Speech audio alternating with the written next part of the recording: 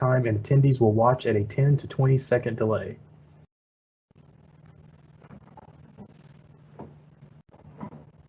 All right, welcome everyone. We're going to give it just a few more minutes to let a few more attendees show up, and we'll get started shortly.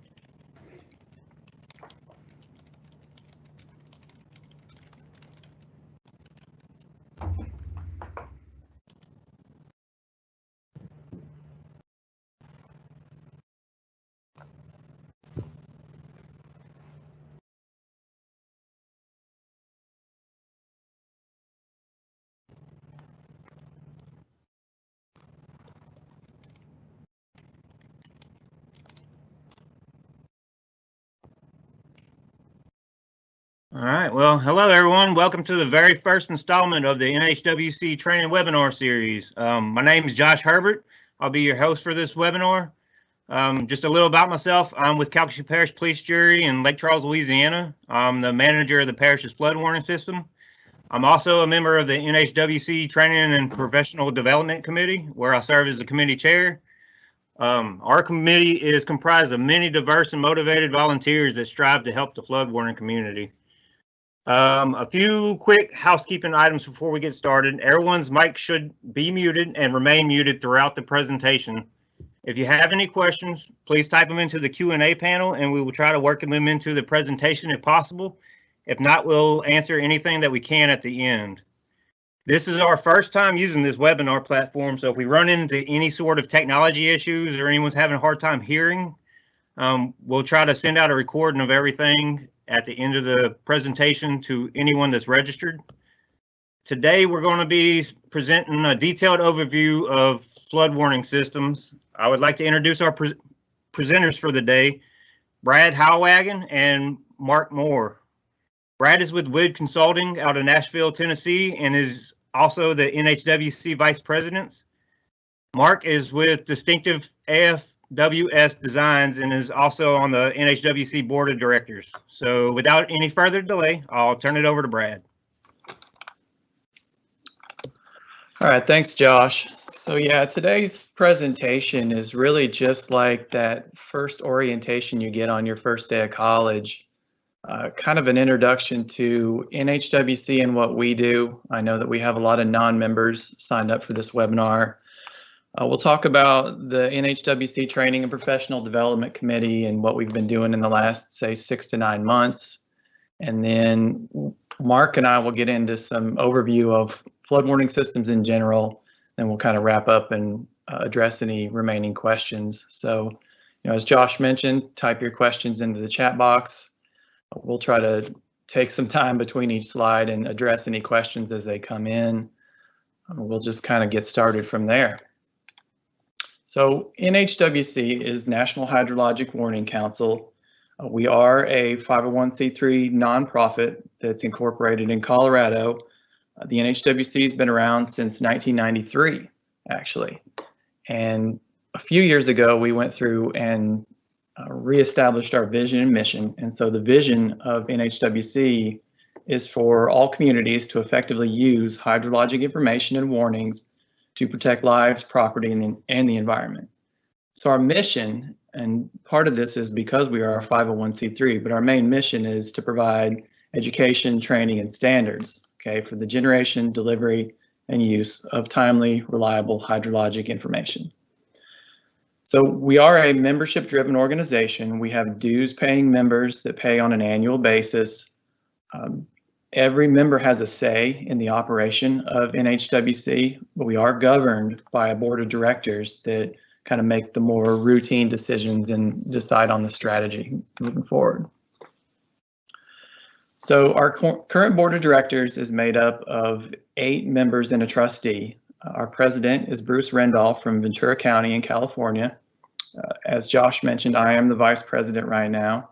Our secretary is Fritz Law from One Rain. Our treasurer is Ben Pratt from Susquehanna River Basin Commission in Pennsylvania.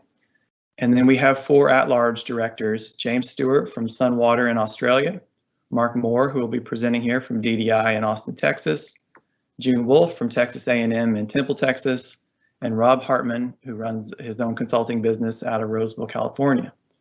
We do have an opening on the board right now, so if anybody is interested in becoming a board member, especially somebody that's maybe in the Midwest, we have an opening on the board in that geographic region. And we're looking for active board members because at the current time we don't have any executive staff. So these board members and the members of the various committees are the folks that are doing all the day-to-day business of NHWC. So we don't have administrative staff or anybody running the show day-to-day. What we do have is a trustee. Since we are incorporated in Colorado, we wanted somebody there in Colorado who has a long history with the organization, who can help us kind of keep things on the straight and narrow. And so after the last board of directors election, we appointed Kevin Stewart, who is a long-standing board member who's been around since the beginning, to serve as a trustee. So he doesn't vote, but he keeps apprised of everything that's going on and provides advice where needed. There are a lot of benefits to being a member of the NHWC. And I think the biggest benefit that I've found since I've been a member since 2011, so 10 years now, has to do with the executive programs. The Training and Professional Development Committee has really worked hard over the last few months to develop some webinars that you'll hear more about and develop a training curriculum for folks that are involved in the hydrologic warning community. In addition to that, we run a biennial conference, so that means every other year. 2019 was in Louisville, and then we're looking to have an in-person conference in 2021 in Breckenridge in June, if it's legally possible given the restrictions of COVID. We also have a group that's responsible for setting standards and guidance for hydrologic warning systems, the most active one being the Alert 2 Technical Working Group that's led by David Haynes. We also have routine workshops, and our most consistent workshop over the years has been the Texas workshop. We've had it in various locations around Texas. The next one, I believe, is October, and it'll be in San Marcos, Texas. So we really look forward to having that. There's many other benefits to being a member of NHWC. Collaboration is a big one, being able to get together with all of your peers in the hydrologic warning community and kind of build and share skills that way. We do produce a quarterly newsletter that shares articles and goings on in the business. So the next one I think is coming out in the next month, and we're revamping the look of that newsletter, so it'll be kind of exciting for everyone to see. In addition to that, we do support one another in our time of need. It's good to be part of a community if you have a major event in your community, to have folks that can come in and provide advice and assistance during that time. And then the NHWC does take collective positions on national issues. Most recently, there are certain private entities that are wanting to essentially encroach upon or use some of the bandwidth that the federal agencies use to communicate flood warnings. And we took a position on that and presented a paper to Congress and endorse other papers that are being submitted to Congress to really emphasize our position on that. Membership is really not that expensive on an annual basis. It runs from January 1st to December 31st every year. An individual can be a member for $120, and then we offer discounts if you have a group that wants to be a member. The larger the group, the deeper the discount. We do want to recognize our group members. We have a lot of group members that have been really there since the beginning. It's a combination of private businesses, local and regional flood control districts, and some federal offices. So we really appreciate our group members. We appreciate y'all sticking with us over the years and supporting us, with sponsorships and exhibiting at our conferences and things like that. We do have numerous advertising opportunities, and I put Campbell and One Rain on here because they are sponsors of our website this year. You can sponsor in our newsletter, on our webpage, in our conference program. You can even rent our mailing list for a one-time use at different rates depending on whether you're a member or non-member. So more details about that you can find at www.hydrologicwarning.org. And we are looking into keeping these webinars free to both members and non-members, and to help defray the costs, we'll be looking at possible sponsorships of future webinars. So there may be, we've got a couple hundred people signed up for this webinar. There may be opportunities for your organization to sponsor and get your name out there in the hydrologic warning community. Josh, you want to introduce the Training and Professional Development Committee? Yeah.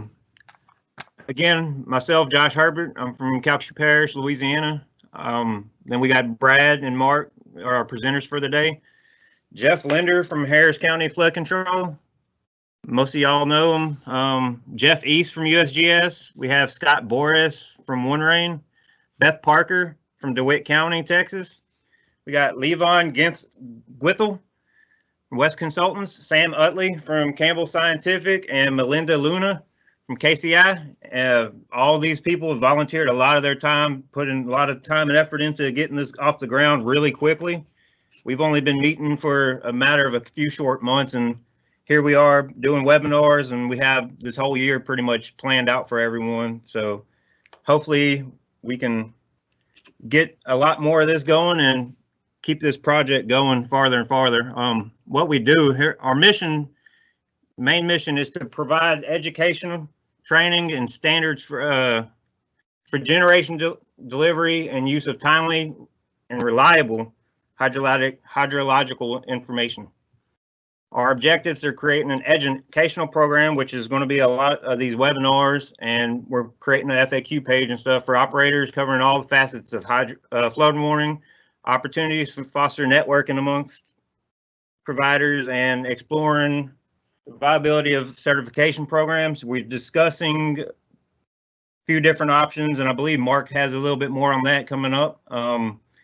But we're excited to get something out there for you, and this is our webinar series. We're starting monthly. I think it's going to be the last Wednesday of every month, trying to just put out as much information on every aspect of flood warning that we can for you. So if anyone's interested in helping with these, please give us a call or send an email. Our contact information will be at the end, and we'll be interested to hear from you. So I believe from there, Brad, back to you. This one's Mark, right? Yeah. Hi guys, this is Mark Moore from DDI. I'm going to talk a little bit about the flood warning rating system that we've been looking into as well. So when the training committee first got together, we started talking about various ways we could provide to the membership. We talked about training and certifications and webinars or podcasts. And what we came together and decided was that it's not really our decision to make. It was the decision of the membership to see what they expected from this committee. And so what we did is we put out a survey, and we said, what are your priorities? What are you interested in? What do you think is kind of a useless idea or might take more work than we're expecting? Basically, we were just looking for feedback. We wanted to know what the membership actually wanted from this committee. And webinars was pretty much number one. People were really interested in a webinar series where we talk about the subjects of flood warning, which is what we're doing today. But this one actually came up pretty much as number two, which is a little bit surprising to me. What it is, it's a rating system, not for people, but for actual flood warning systems. So what we're working on doing is we're working to provide a set of standards and ratings for flood warning systems. And that can be used for people who already have systems to say, all right, how does my system hold up? Is my system considered a good system, or is it one that might need a little bit of improvement?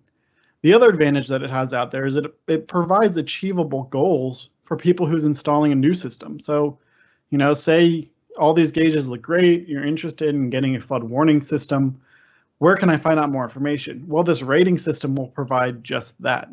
It will be a place where you can go and you can say, all right, what would I need to have a gold star flood warning system? And we're going to help provide the certifications and standards for that.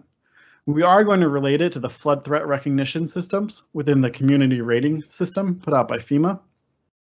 And that system, go ahead and Brad, That one has 3 different levels of flood warning systems. And this is going to somewhat relate to how we give, what is a bronze system, what is a silver, what is a gold system. A level 1 is a manual flood threat recognition system, and that's things like, stage gauges on the side of the road, maybe gauges that you go out and see what happened after a flood event. Level 2 is an automated flood alarm system, which is a system that a lot of agencies have out there.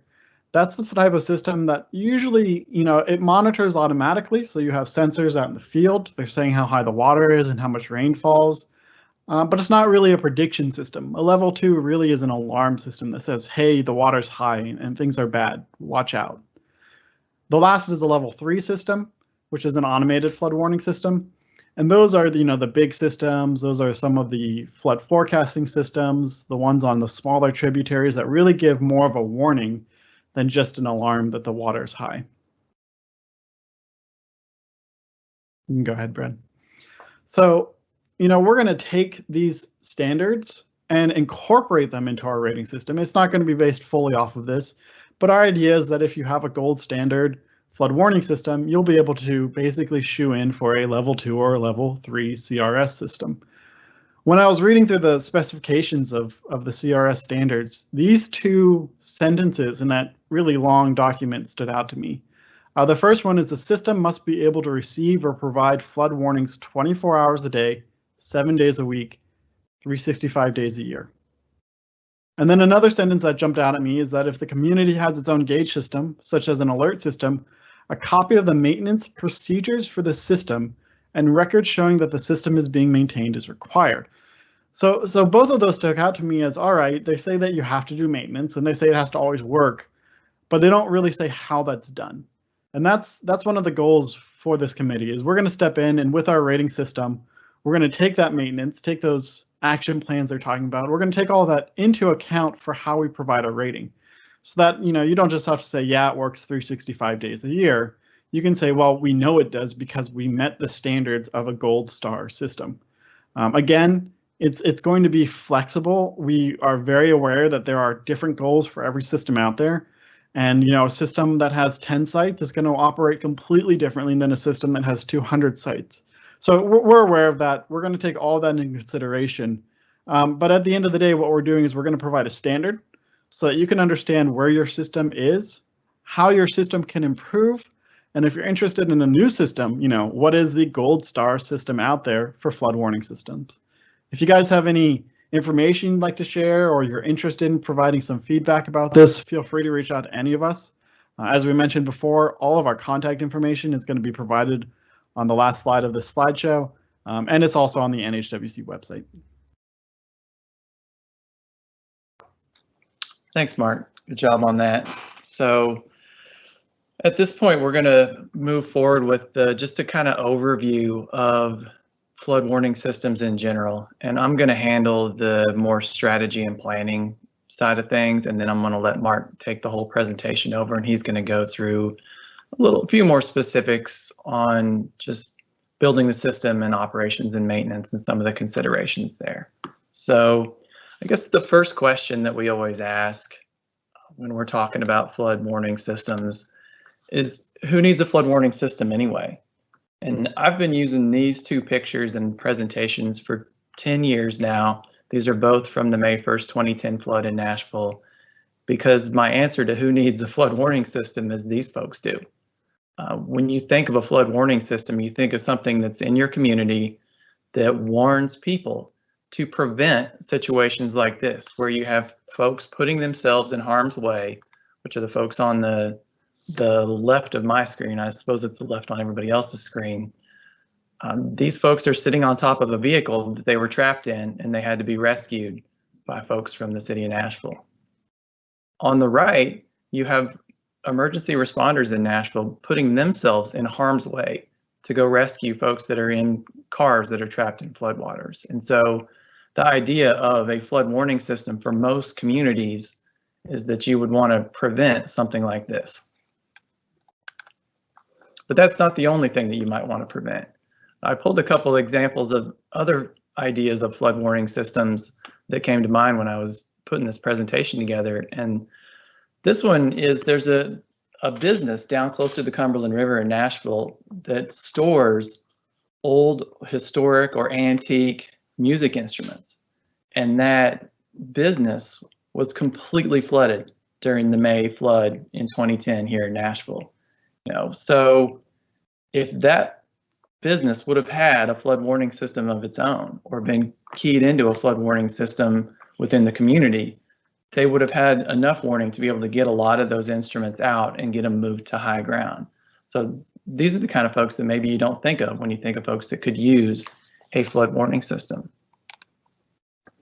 The same thing goes for transportation. So the transportation industry, whether it's railroad or even the over-the-road truckers, would definitely benefit from a flood warning system.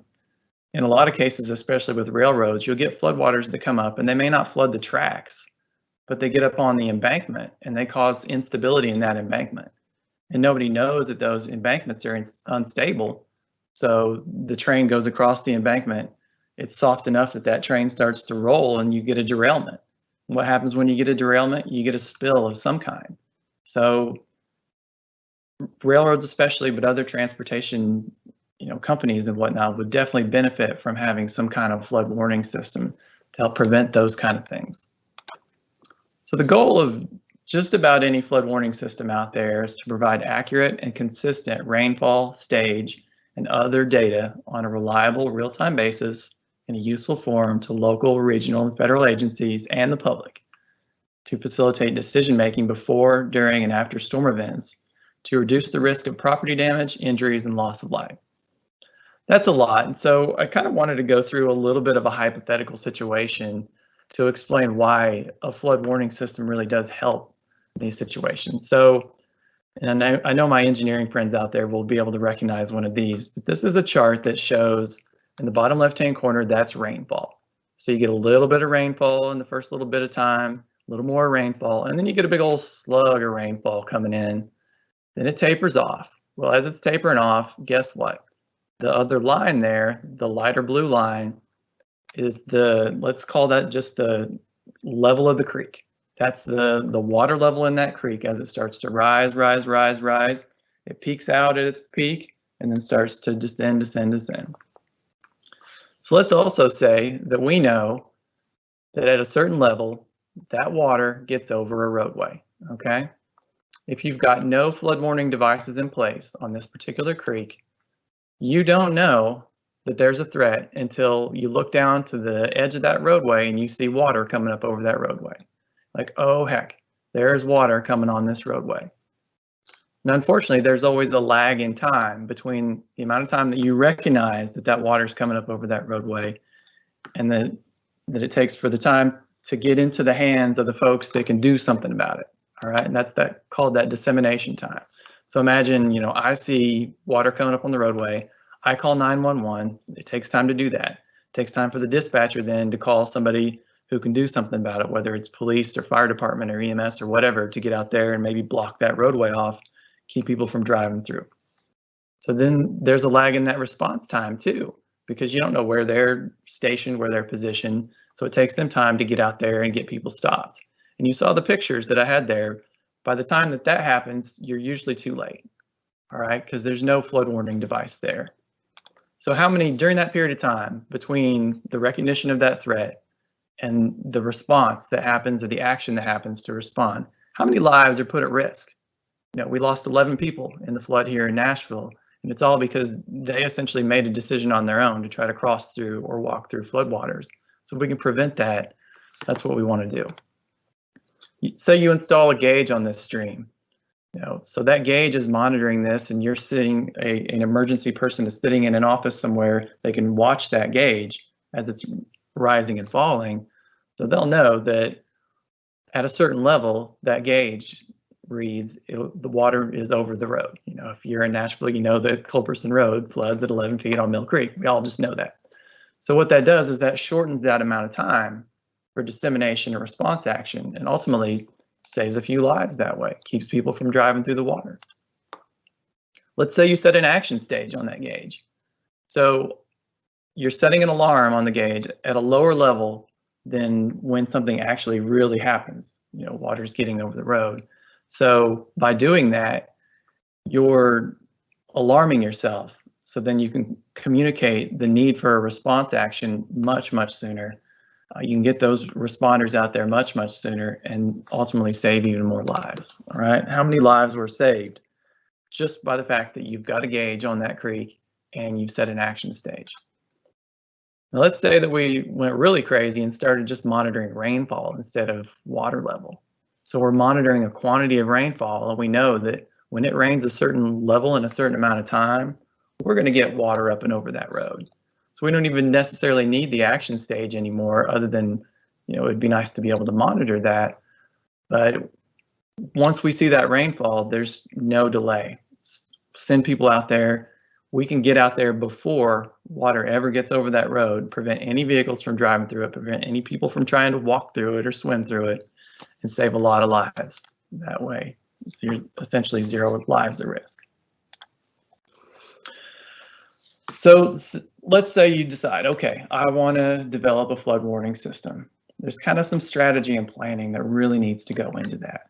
You want to have a vision for what your flood warning system looks like.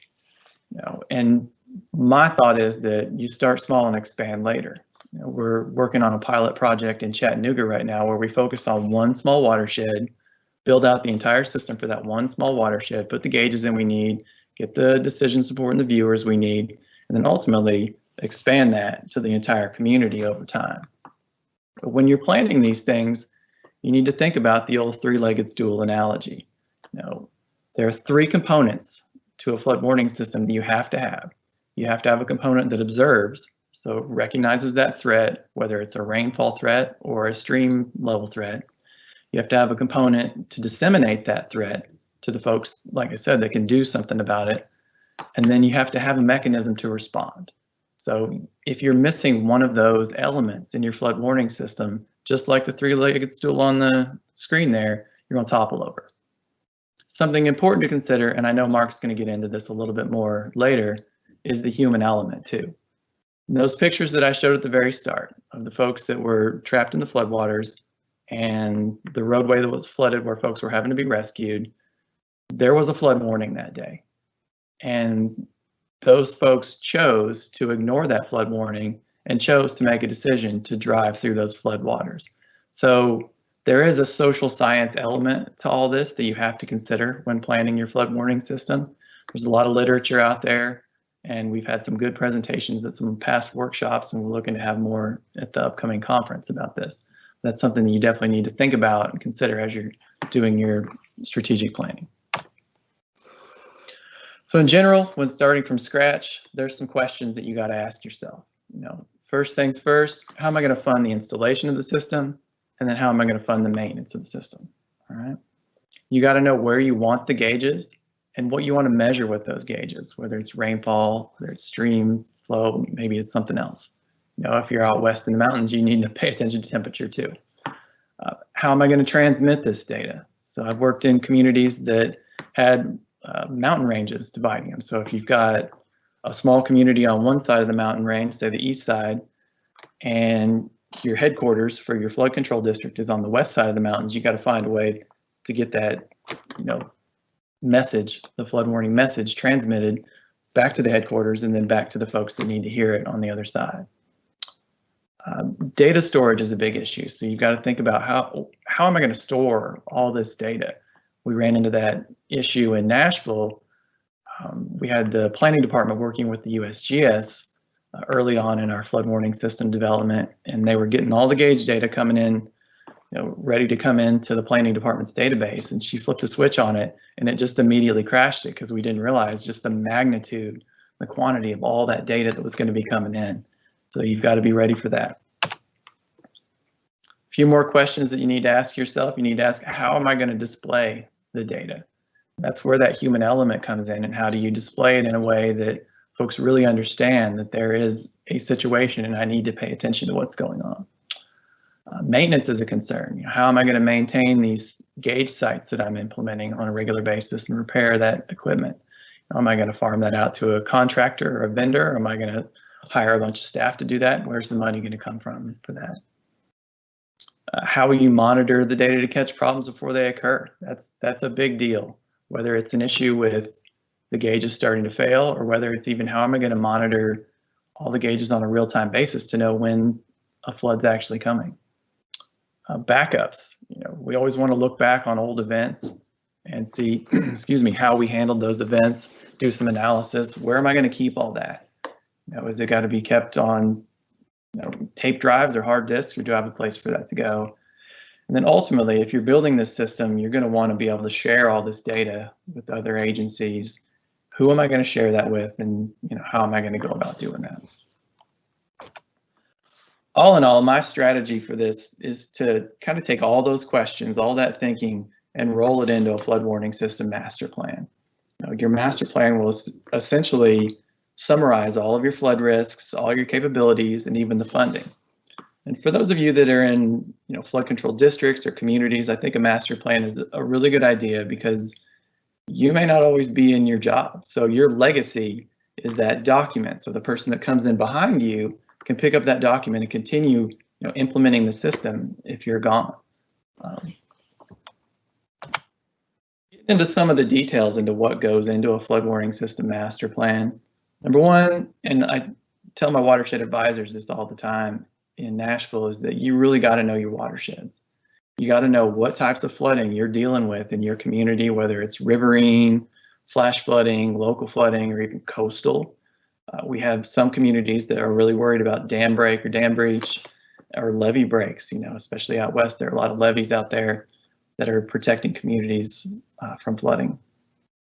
You got to know where your key risk centers are. That's the areas where, say that flooding source does flood. Where am I going to have infrastructure flooded? Where am I going to have homes flooded?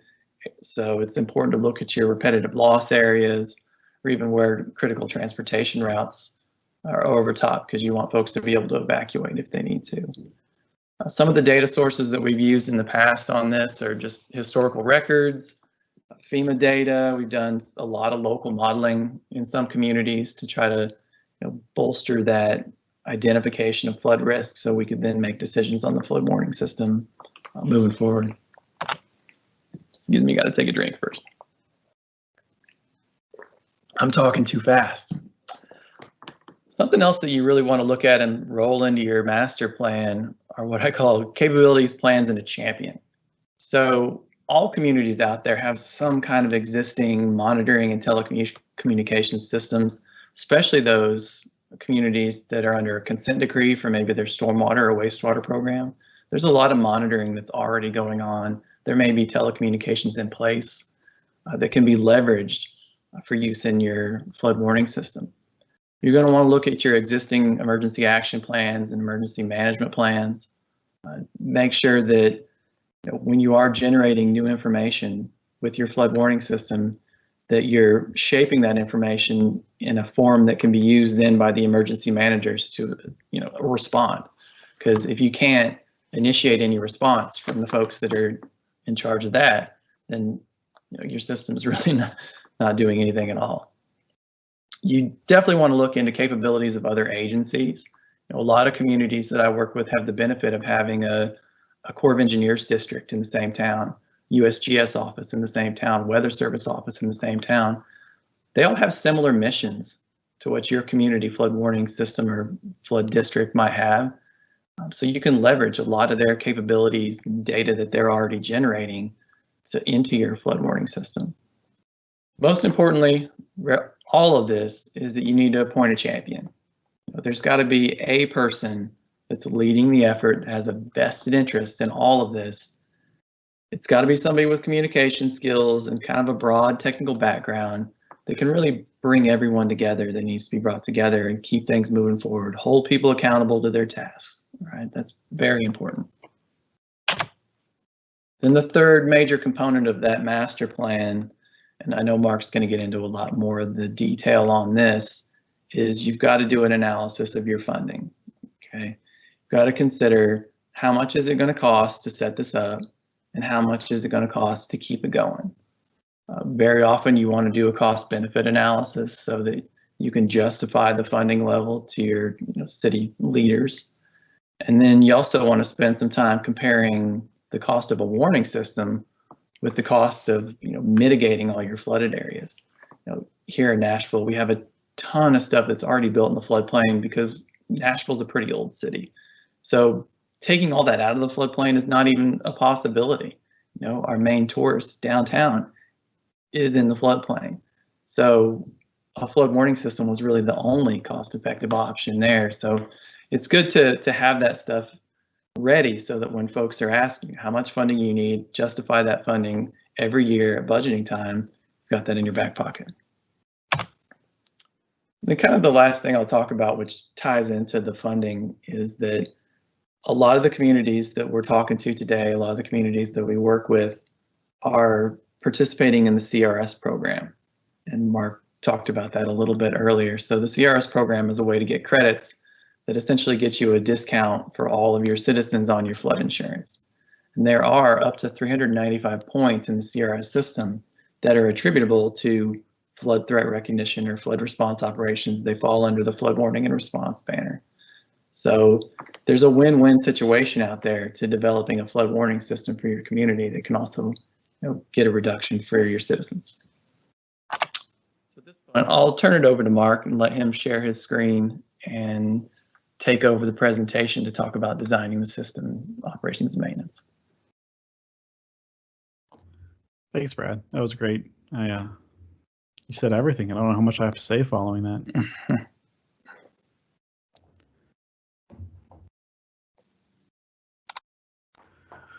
All right. So you guys should be able to see my screen now. I'm going to talk a little bit about flood warning systems, generally speaking. It's going to be a introduction to different topics. We're going to talk about how they work and the way people use them. It's not meant to be a very in-depth conversation. We're going to have webinars featuring a lot of these topics that I'm going to talk about next, but it's meant to be an introduction. So the first slide I'm going to lead with is this clip art-esque diagram of a flood warning system that was designed a long time ago. And some of the pictures are a little bit out of date, but I still really like this diagram because at the end of the day, nothing's really changed for how a flood warning system works. So starting on the left over here, you've got your remote sensors and your remote sites. So you're out there and you're gathering data. These are your places where you're measuring how much rain fell from the sky, or you're measuring how high the water got or how fast the wind is blowing. So all systems start with this remote sensors. And then they have to send their data along. They have to transmit their data.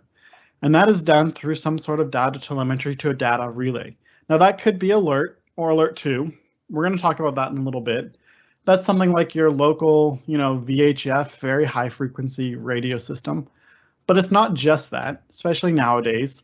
You could be sending data by satellite internet, or you could be sending data by a cell modem or a local fiber optic network. It's really not limited just to radio traffic. There's a lot of different ways you can send data, and each have their advantages and disadvantages. Once that data is sent, two things can happen. One is that there might be some sort of local warning that goes on. You might have a siren that blares when the water's high, or a gate that closes the road. A lot of systems have flashers that activate the lights and say something like turn around when water is over road, or road closed when flashing. So that's one thing that can happen with the data. The other thing is that the data gets sent to some sort of central data repository or a base station. When the data is held there, it's stored, it's backed up, it's recorded. Sometimes there's error correction that's done at the base stations. But what it does is it holds the data and then it shares the data with everyone that needs it. And that data might be sent out to something like the operators of the system.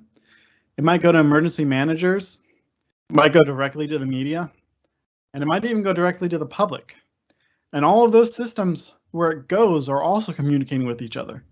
The public might be going right to your flood warning system data servers, or the public might only go to their local news station to see what's going on. So not only do you have data stored at the base station, but you have data being shared after it's interpreted by emergency managers, by the media, by the operations team. So you really have to be careful with your communication and sending a clear and consistent message, which we're going to talk about a lot further on, because if you have a mismatched message, the public's response isn't going to be clear. So one of the first questions that gets asked when we're talking about gauges is where in the world do you put a gauge? Whether you have a system already or you're looking at putting in a system, where do you put your gauges? So one of the first things you have to think about is accessibility and security. And those often aren't always hand in hand. So you want your gauges to be easy to work on. You don't want to be climbing up a ladder every time you have to calibrate a sensor. You don't want to have to chop down a forest every time you have to go into the woods to find your gauge. You want it to be really accessible. However, you also want it to be very secure, both from things like flood damage. You don't want your sites to get flooded, but also from vandalism or theft or other, vehicle traffic that might cause damage to it. And so you kind of play a balance of making it accessible, but also making it secure, because you still want those gauges to work 365 days, 24 hours, 7 days a week. But there's also the hydrological factors. Where are you putting your gauges in the watershed? Are you putting them upstream or downstream of a nearby tributary? Are you looking at urban flooding issues where you might have a really fast response, or is it maybe something more rural and flat?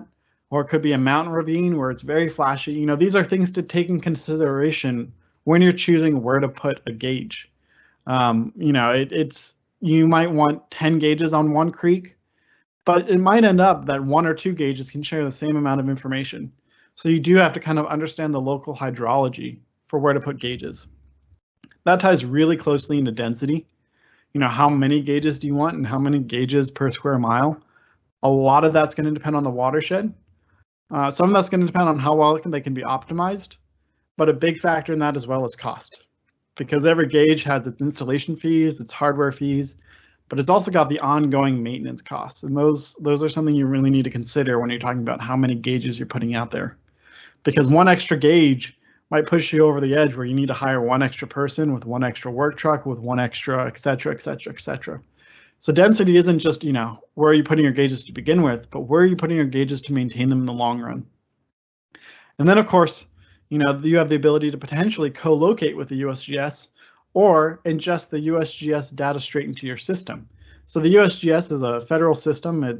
They do a lot of different work, Generally, when we're talking about working with the USGS, we're talking about their surface water teams, which are measuring exactly what we're talking about, how high the water gets and measuring flooding. And they have gauges out there too, which are a really valuable asset to use when you're talking about flood warning. Another question to ask yourself is, okay, I've thought about where I want to put my gauges. How can you measure precipitation in a flood warning system? So, one of the classic ways that we do it nowadays is with satellite or radar. You turn on the news, you turn on the weather channel, and you want to see if it's raining in your area. They're going to show you the local radar. It's going to show you, what remote sensing is saying for rainfall.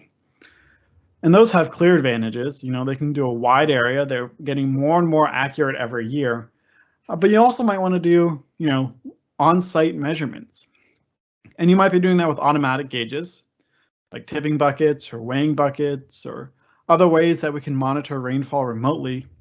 Or you might even be doing it with field observers. There's a network called COCOROS, which is a community reporting group that monitors rain, snow, and hail. And they all use the same type of rain gauge. They all report their data at the same day. And so what it is a community provided, very accurate idea to understand how much rain falls every day in an area. And if you're interested in meteorology, it's something that you find interesting, I'd go ahead and check out your local COCOROS group and see if you could be a volunteer. Excuse me. So then you also want to monitor, how high is the water getting? So we're going to talk about automated gauges in a little bit, and I'll show you a couple of the sensors that you can do for it. But don't just think that a flood warning system consists of these sensors that say how high the water is. You've also got field observers. So in the middle picture there, you've got someone using a wire weight, which is a very accurately surveyed device that's put on the side of a bridge, and it will read out the exact elevation of the creek that you're looking at. You also might have a staff gauge, like is shown in that bottom left picture, which is a way to visually see exactly how high the water is. And sometimes you'll see these on low water crossings or next to creeks or other places where you can safely access them, but also see how high the water got. And then, of course, there's post-event surveys. So you might not be seeing how high the water is during a flood, but after a flood, you might go out and you might survey how high the water is based off of debris or seed lines. You might have some resources out there to see exactly how high the water got after the fact. Now, of course, a lot of systems are going to be using automatic sensors. These are sensors that stay out in the field full time, and they measure how high the water gets. So there's a couple different types of them. I'm not going to get too far in depth or talk about advantages or disadvantages of each, because we are going to have an entire webinar series devoted just to sensors and monitoring stage. But as a basic overview, a lot of systems out there are using pressure transducers. And this image in the very top right is a pressure transducer. It's often abbreviated to PT. What that is that there's a metal diaphragm in that device. And when the water starts to rise, it pushes on that diaphragm, it pushes on that sensor, and it causes an electrical change in the sensor. And that electrical change is used to monitor how high the water is. So the more water pressure there is, the more electrical change, and then that's transmitted to your gauge. It's pretty simple technology, and there have been some improvements over the last, couple decades, but realistically, PTs are a pretty tried and true way to measure how high the water gets. Another commonly used device is over here in the top left. That's a bubbler. So bubblers, what they do is they force air out into the water, and they measure the pressure on that air bubble that it takes. So the higher the water is, the more pressure there is. And effectively, a bubbler is actually a pressure transducer in some ways, because it's doing the same thing. It's monitoring the response of pressure, but all of the measurement is actually done up in the device. All that you're running down into the creek is a tube that is pushing out air in it. So all the electronics are dry, all of the measuring is up in your gauge.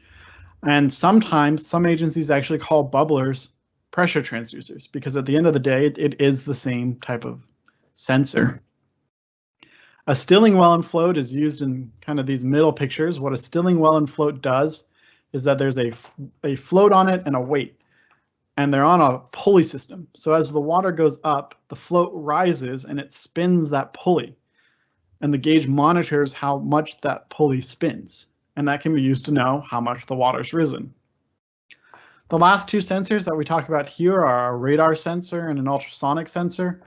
What these sensors do is they send sort of beam, whether it's a radio signal or it's a sound signal, and it measures the response off of the water and sees how long it takes to come back, and it can measure the distance because you've got the speed and you've got the time, and so the equation is very simple to get distance off of that.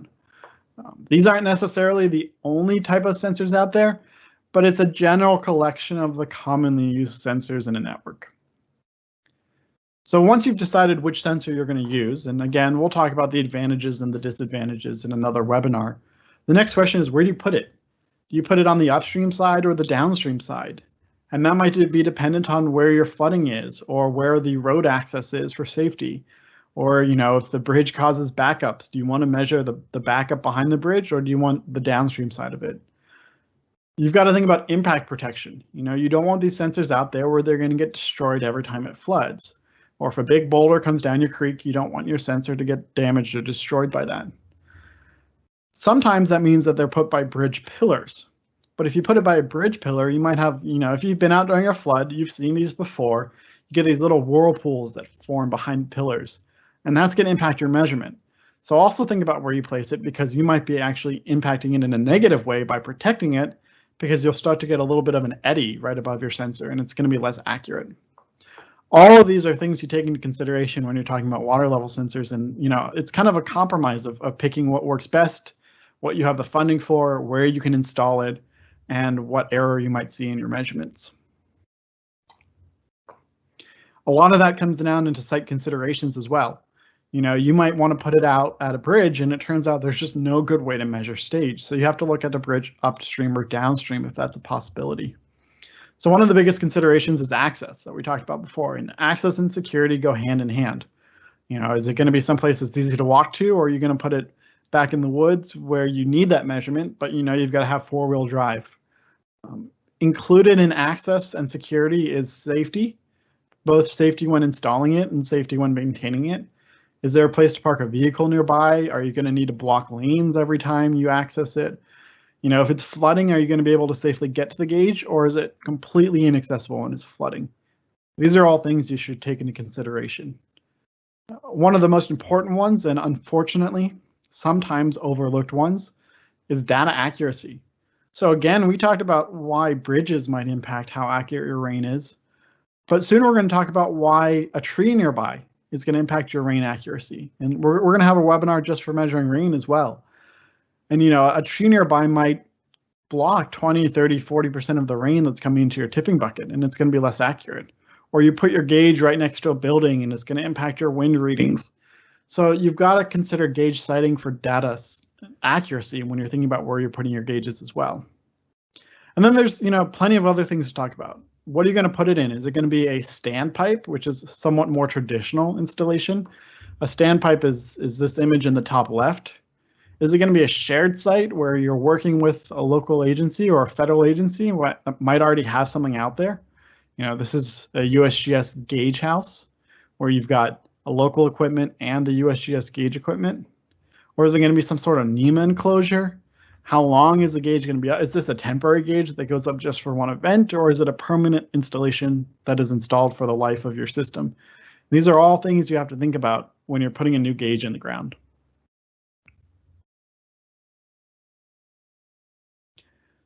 So that's a little bit about the background of your sensors and, you know, measuring rain and stage and where you put gauges. I'm going to talk a little bit about alert and alert 2.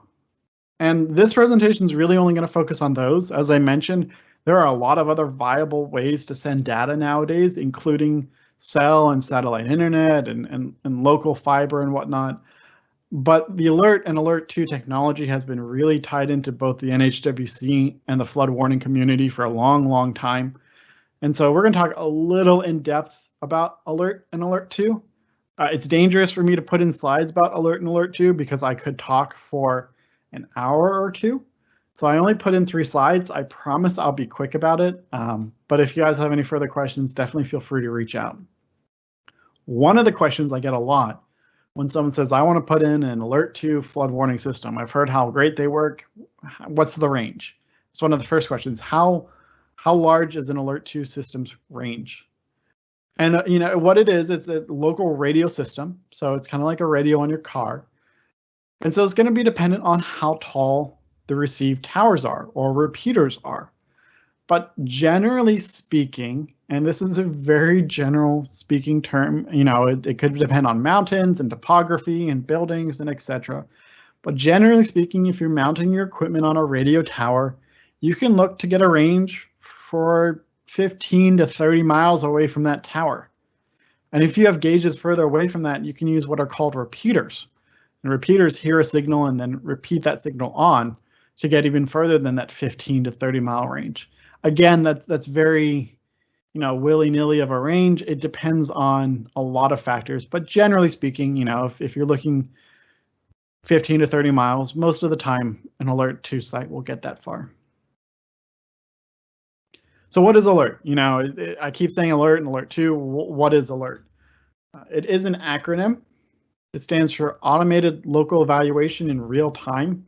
I don't expect anyone to remember that, but it is an acronym. It was developed in the 1970s, and it came about because there were several severe flooding events. And these flood events occurred without any type of warning whatsoever. Oftentimes, these floods would occur with significant rainfall up in the mountains, and you get flash flooding of 20, 30 feet rises within a matter of minutes down in the valleys. And so there needed to be a way to monitor rainfall, but it needed to be remote, it needed to be low power, and it needed to be reliable. And that's what alert was. So at the very beginning, alert just sent a little radio chirp, and if you listened on that frequency, you could actually hear the kind of the doo-doo-doo of the signal, and that's what alert was. It was just saying, hey, the water is this high, or hey, the rain has fallen, and I want to say something, so here it is. It turned out that there were some problems with that, especially as systems grew. So some of the problems with alert is that you can only report integral values. You can only do integers between 0 and 2047, which means you're always doing some sort of funky, weird conversion of your data, because it's never saying, it's 13.87 feet above flood level. It just says something that's either 0, 1, 2, 3, all the way up to 2047. So you're always converting data, and you're limited to how high you can go. So sometimes you get errors just on that conversion. Really, though, the biggest issue that you have with alert is that you get a loss of data when simultaneous transmissions occur. And what I mean by that is that if you have gauge A and gauge B, and they happen to transmit close to the same time, you might lose data from gauge A, you might lose data from gauge B, or you might lose data from both. And when you lose data, it might be gone forever, or it might be corrupted data. So you might have a false stage rise or a false amount of rainfall because of corrupted messages when simultaneous transmissions occur. The thing to think about with that is that the more often gauges transmit, the more likely that is to happen. And so you have an increased likelihood of lost data during these weather events. And so this is a picture of a system analysis that was done while it was still an alert system. And this was a fairly significant storm. We're not talking about, a hurricane that floods, but it's a little bit more than an afternoon thunderstorm. And it's showing hourly messages. And so during an hour of the storm, you saw almost 7,000 reports in an hour. And when those 7,000 reports that hour came, 45% of the data was lost. And that's because with an alert system, the more that's happening, the more you transmit, the more data you lose. So Alert 2 was designed to reduce a lot of these issues. The primary function that Alert 2 improved when people are talking about, yes, we're using an Alert 2 system, is the fact that Alert 2 has pre-assigned slots where the gauges are allowed to talk.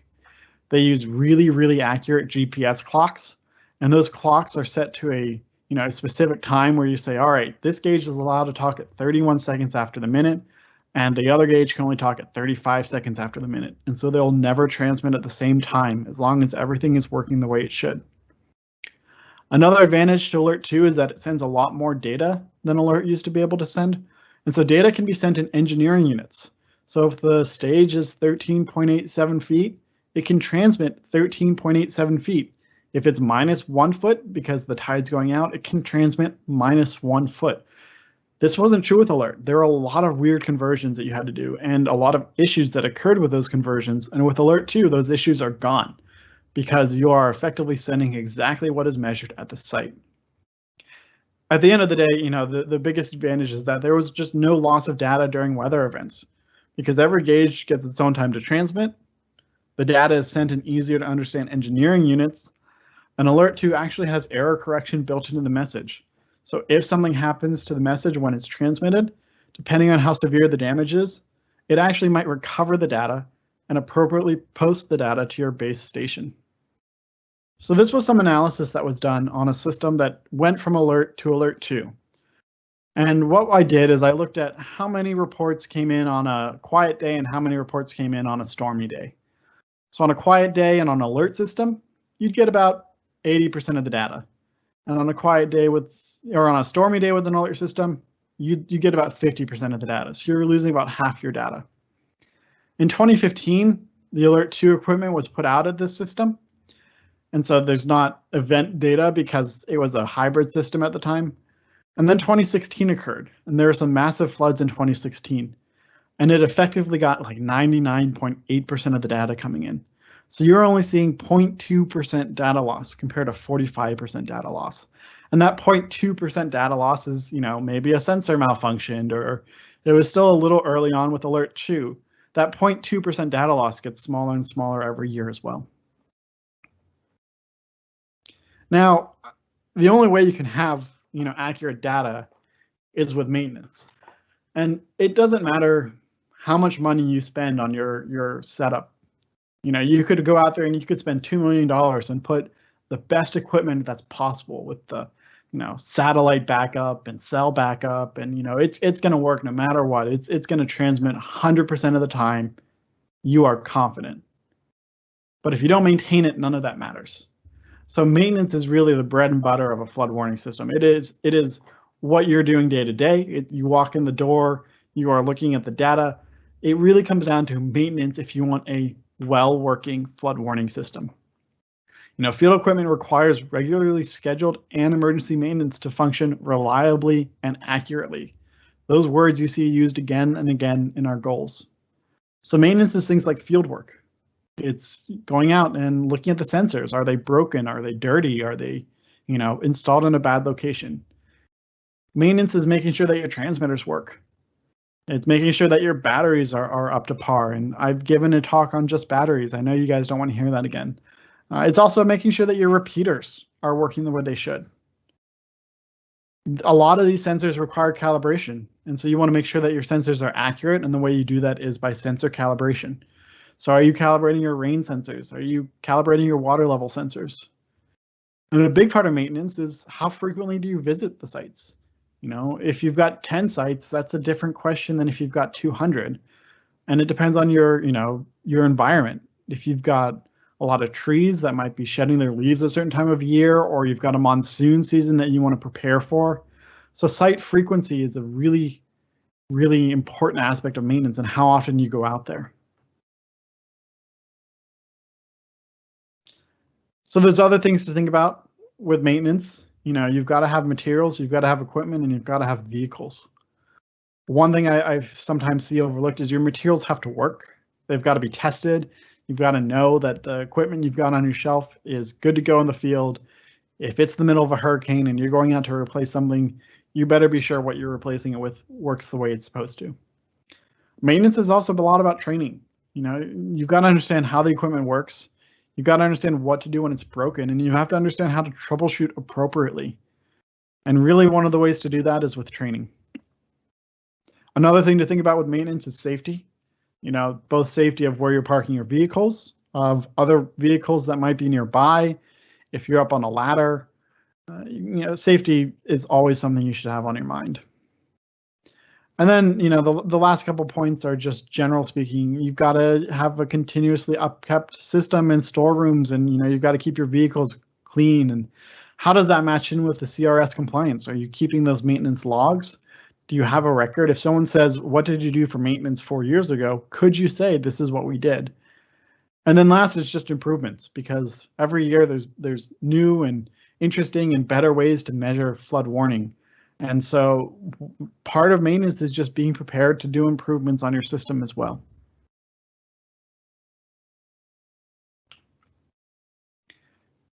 For those of you who I've talked to before, you might be a little surprised I didn't mention this till now, but that's because I wanted a whole slide for it. Maintenance is also about data assessment. So data assessment really for a flood warning system occurs at all times, or it should be occurring at all times. So a lot of maintenance occurs with data assessment. If you walk in the door, first thing you should do is, are your battery levels good? Do your stage readings make sense? Is rain working the way it should? Look at your data accuracy and are you getting all your data? Are your gauges reporting 100% of the time, or have some of them started to come in a little bit less frequently? So performance tracking is actually a form of maintenance, and it's something that's done every day. Maintenance isn't something where you just, okay, my maintenance schedule is every 6 months I go out and I clean my tipping buckets and I test my batteries. That's not maintenance. Maintenance is coming in, it's checking your batteries every morning on your system. It's looking for bad rain. It's looking for bad GPS sync statuses. It's an everyday aspect for preventative maintenance. You've also got to make sure your data is reliable.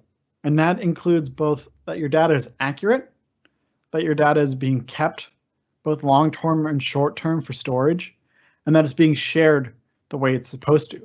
So if you've got a data feed sharing data with someone like the National Weather Service, is that data feed up and running? Is it accurate? Is it updated? If you put in new sites, have you updated your data sharing? So data assessment is a huge, huge part of flood warning systems, and it's sometimes overlooked, but it really shouldn't be, because if you want to have a successful system, you've got to have good data management. And then, of course, there's the funding issue. Long-term funding is by far the greatest barrier to long-term success. The operating costs of a system can be, relatively speaking, high, but what's that cost versus the savings in flood damage reduction or lives saved because your system was working the way it should? Unfortunately, you do sometimes see systems that are installed where sometimes they're reactionary instead of proactionary, which is to say that a flood occurred and it devastated a town. And so the town then comes and says, okay, we're gonna make sure we know that this is coming the next time, and they spend a bunch of money and they install a flood warning system, and then they leave it. And you can't do that. You've got to make sure you're maintaining these flood warning systems, because if they're not maintained, your data is not going to be accurate, your information is not going to be used, and at the end of the day, the public's not going to trust your system. So long-term funding makes sure that that maintenance can happen. Make sure that you have dedicated equipment and you've got a dedicated stockroom, that you've got dedicated staff, that it is their full-time job to maintain these systems. It is really, really challenging to keep that maintenance up, and it's one of the ways a lot of these systems end up neglected.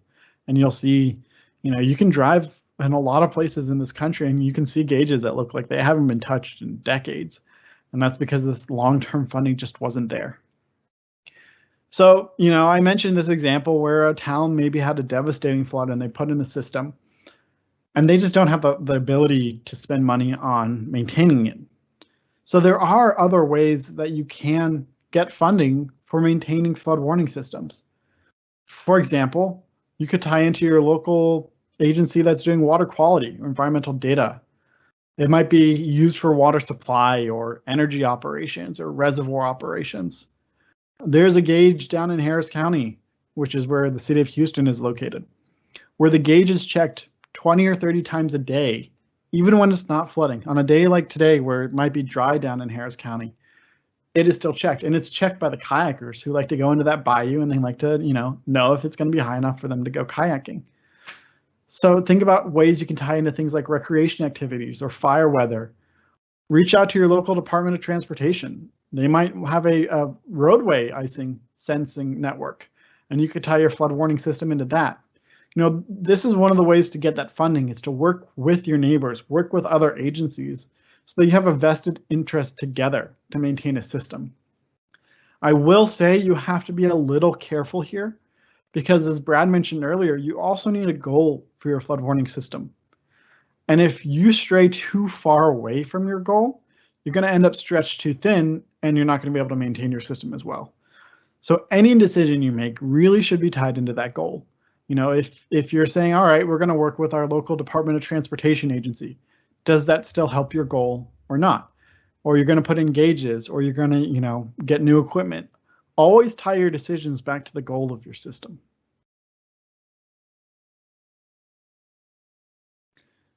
So you've got this system and it's working well and you're maintaining it just like you should. So then the next thing is, what are you doing with the data?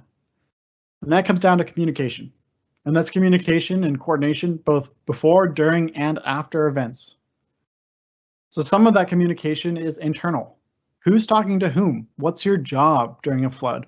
What's your boss's job? What are the responsibilities?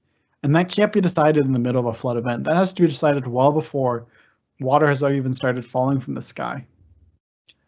And then you've got your communication with your primary users. These are your direct people that have a data feed maybe tied in right into the system, like the National Weather Service or the USGS, maybe your local Office of Emergency Management. You want to have both communication in terms of data feeds, but you also want to know who's using the data over there. Make sure that they can reach out to you if they have questions or if something doesn't make sense, and make sure you build that relationship so that they trust the system as much as you do. Then there's communication externally, and that's through the media and the public. There's data sharing. So sometimes it might even be with a local university that's using the data, or it might be an environmental study that's being done to use the data. That's another form of communication that might be happening prior, during, and post events. And documentation is important. The communication of the documented operations and maintenance, the decisions, the events, documentation. It's not a fun thing to do necessarily, but it's really important. And as I mentioned, communication also comes down to sending a unified message. It might not be your agency's job to issue flood warning systems, to issue flood warnings. It might not be your job to say, evacuate. It might not be your job to say, we're expecting 8 to 10 inches of rain, and that's going to cause severe flash flooding. Even if that's not your job, you might want to share that information, but you've got to share it from the source, which is typically going to be your local NWS office. But you've got to be saying the same message they're saying. You know, you can't be out there and saying, hey, everyone evacuate, it's going to flood. And the local Office of Emergency Management saying, stay put, shelter in place.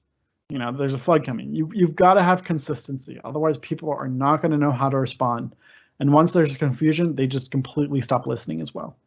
Again, we're going to devote some webinars just to this type of communication during floods. We talked a little bit about flood forecasting, and there's a lot of aspects to flood forecasting. You know, there's information about the flood itself.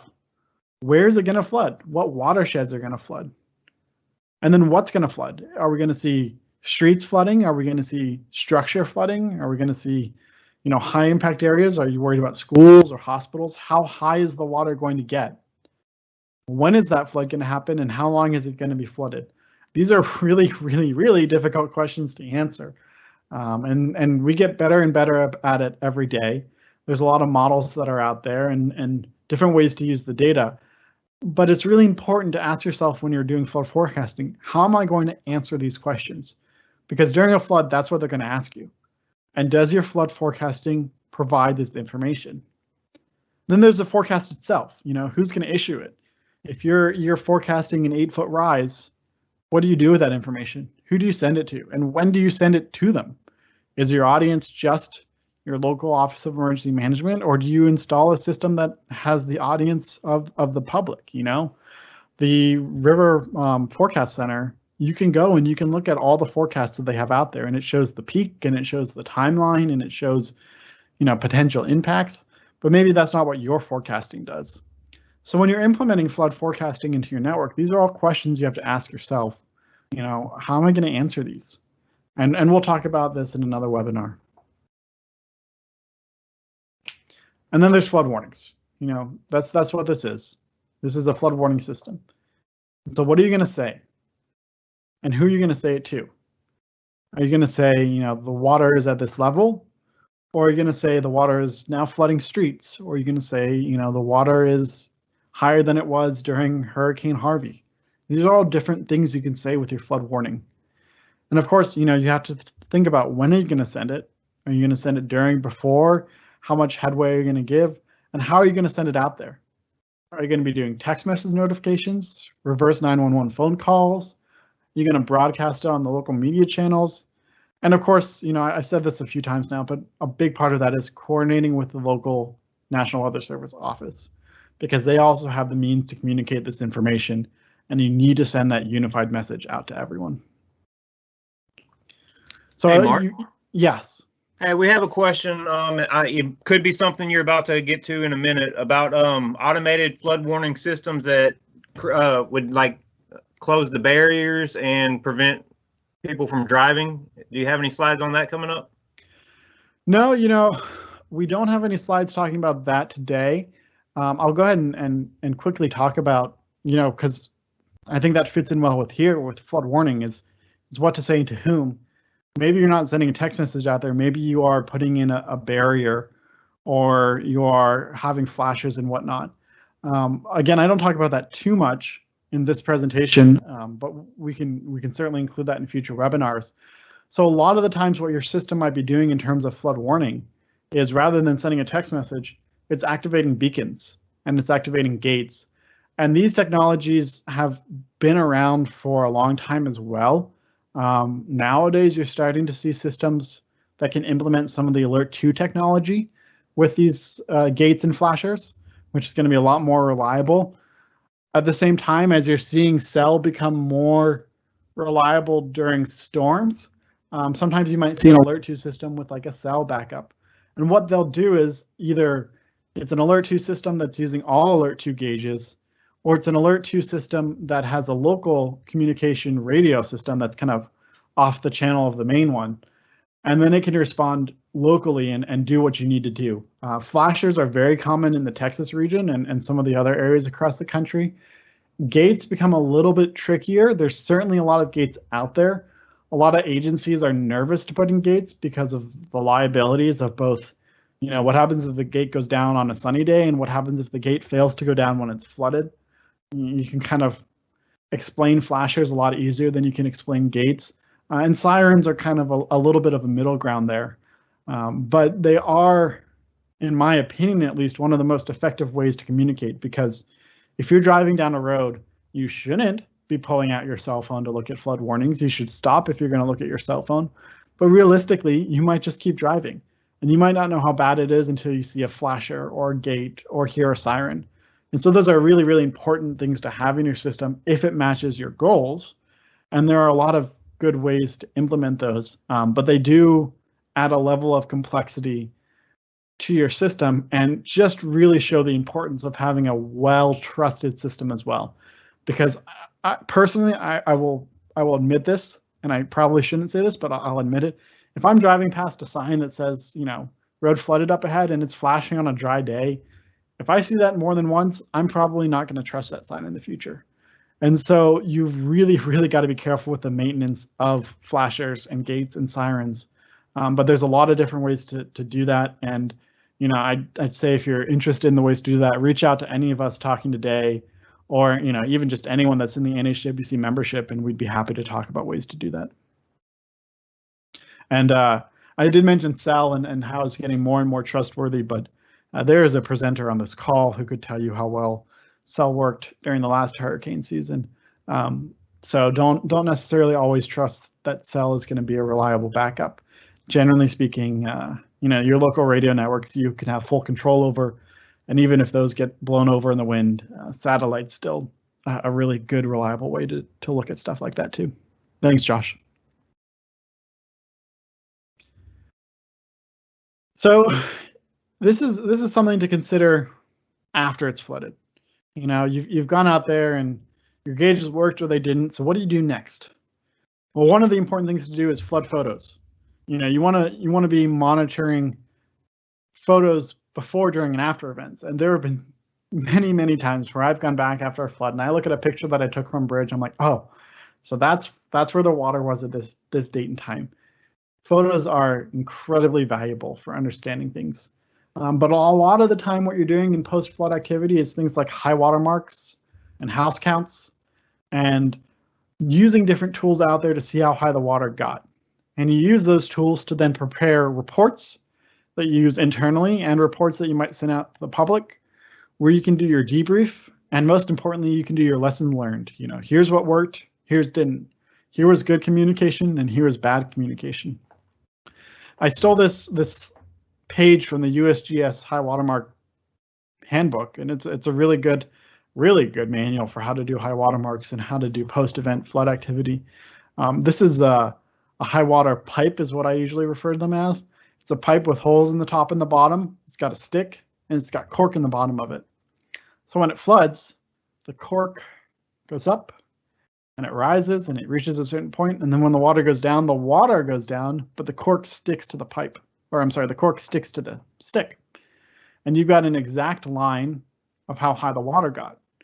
So this is a really, really cheap, easy way to understand how high the water got, and often worth installing beside your gauges so that you can do post-flood event analysis to say, all right, how accurate were we?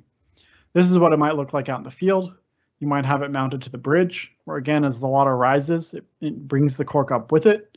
It sticks to the stick, and when the water goes back down, you can measure it. It might also just be someplace nearby in trees, or I've even seen them on buildings before. Another post-event analysis done pretty frequently is looking for debris lines or seed lines. And you go out there with really accurate survey equipment and you can see exactly how high the water got and exactly what impacts it had on the nearby structures.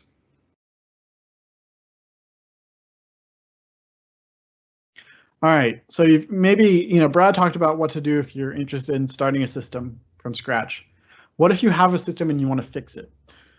You'll notice a lot of these questions are almost the same thing. How are you going to fund fixing your system? How are you going to fund getting new equipment, and how are you going to fund the work it takes to do it? How are you going to fund the maintenance of the system to prevent future failure? You know, something went wrong that made you need to fix your system. So what are you going to do to prevent that problem from occurring again? Think about what sensors you want and why do you want them? You know, are you going to put radars everywhere? Okay, great, but why are you doing that? Are your gauges built for that? Are your streams good measurement locations for that? Think about what caused the failure of the system in the first place. Was it because you didn't have proper maintenance? Or was it because your technicians were pulled aside to jobs that weren't, and so they weren't full-time employees for the flood warning system? Maybe they were doing other things for the department, or you know, they just weren't properly trained. Think about how you're going to store your data. Are you going to change that, or are you going to use the same method? Same with displaying it. Do you have the staff to prevent the issues again? You know, do you have the staff it takes to maintain a system? Or is that something you need to consider contracting out? You know, are you going to reach out to a vendor to see if they can maintain or rehabilitate your system? Or are you going to reach out to a vendor to see if they can help you train your staff and get your staff up to snuff to make sure they're maintaining it the way they should? How are you going to monitor the data to catch problems before they occur? Are you going to have alarms? Are you going to have dashboards? Are you going to have tools that say, hey, watch out, the site's about to fail, and I need to fix it before that problem occurs? Where are you going to keep the backup stock? Any responsible flood warning system is going to have parts on a shelf that are grab and go, where if you need to go out and fix something, you know, you have it ready, you have access to it. It should be accessible 24/7, and you should be ready to repair stuff right as it fails. And then the last thing is how you're going to share the data with others and who you're going to share it with.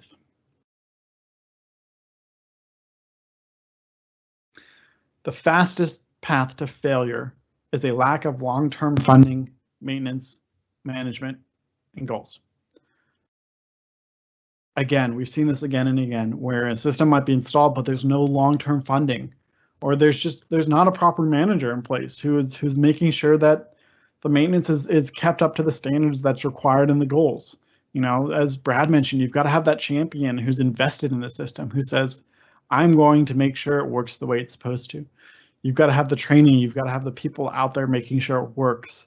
I picked these slides on purpose because I'm not picking on an agency. This wasn't necessarily lack of maintenance. This was after a hurricane, but I have been out to sites where someone says, all right, you know, let's go look at the site that hasn't been working. And I go there and it's just gone. It was stolen or run over by a car and they didn't know. I mean, you've got to maintain your systems for them to work well. You know, this is your well-maintained system. You've got interagency working. You've got a USGS and a Harris County Flood Control District truck parked at the same gauge. They're working with sensors together. They, you know, are sharing data amongst themselves. They've gone through similar training. The gauge is clean. The vegetation is kept up. It's pretty far away from any nearby trees. This is your well-maintained system. This is your well-maintained system when left alone. Okay, not really. This is a USGS gauge that got knocked over during Hurricane Harvey. But just the general idea of, you know, you can go from a great system to something that doesn't work if you don't have proper maintenance. Again, this isn't picking on the USGS.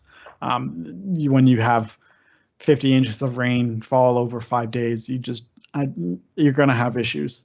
If anything, this picture I like to show because it gives credit to the USGS, because one of the ways you can send data is with the GOES satellite telemetry, and that's what this is. This is sending data.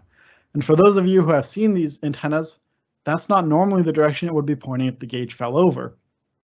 The USGS went out to the site after it got knocked over, installed new equipment, a battery, and a sensor while the gauge was on its side, pointed the antenna up in the right direction, and had this gauge up and transmitting within a day or two after Harvey. So again, this isn't meant to show necessarily that they did a bad job. This is the opposite. This is how fast they were able to recover, and they could do that because they had the training and they had the backup stock and they knew what they needed to do. You've got to have the right materials, your equipment, your vehicles. As I mentioned, you know, be ready to go. Be ready to get out there. Keep things clean, labeled, orderly.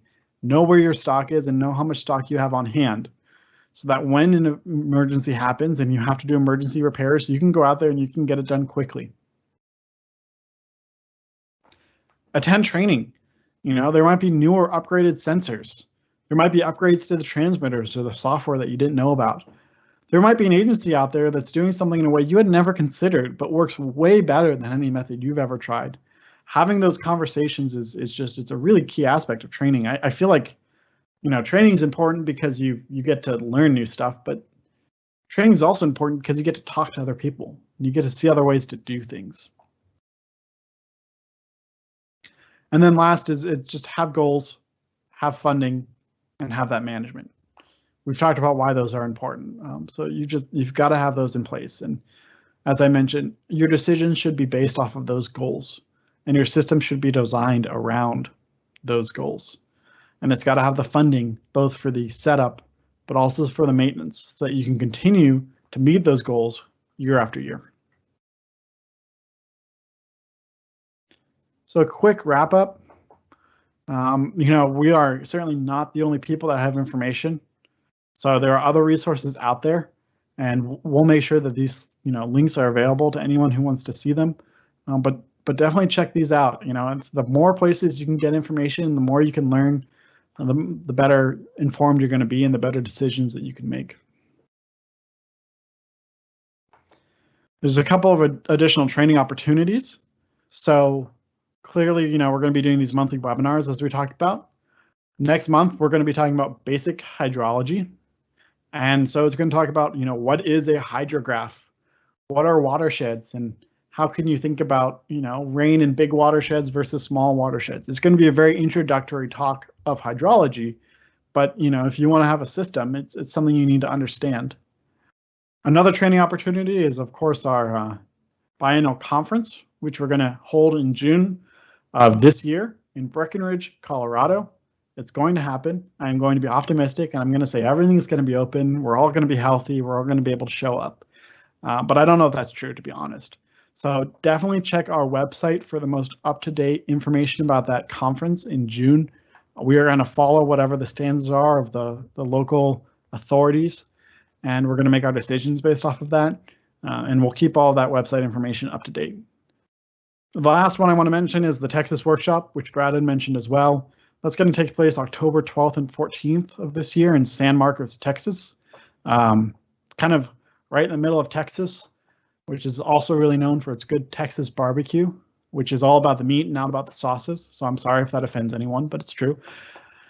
So if you want good Texas barbecue, I recommend you come to the Texas workshop. But also if you just want to, come talk to us, it's a little bit less formal. It's only 2 days, 2 or 3 days, and it's really a little bit more focused on the field work, get your hands a little dirty, that kind of workshop where we just, we like to share our experiences and things we've learned and maybe new ways to do maintenance.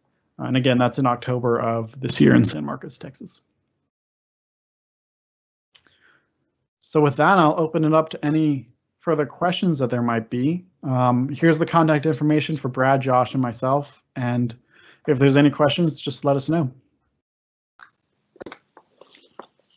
Mark, I don't see any in the Q&A box right now, so it doesn't seem like we have any pending questions. There was some good discussion on Todd Shea's question that he posed earlier, so we appreciate all the feedback on that in that chat box.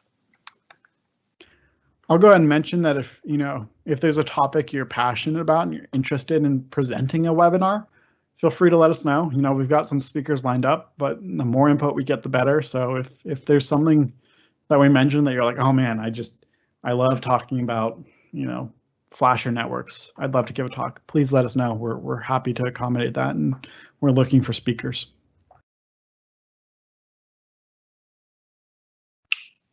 Well, it looks like we're right at 90 minutes. So I think that we can go ahead and finish this up and terminate the live feed. We do appreciate everyone coming today, and look forward to seeing y'all in February. Thanks for attending, everyone.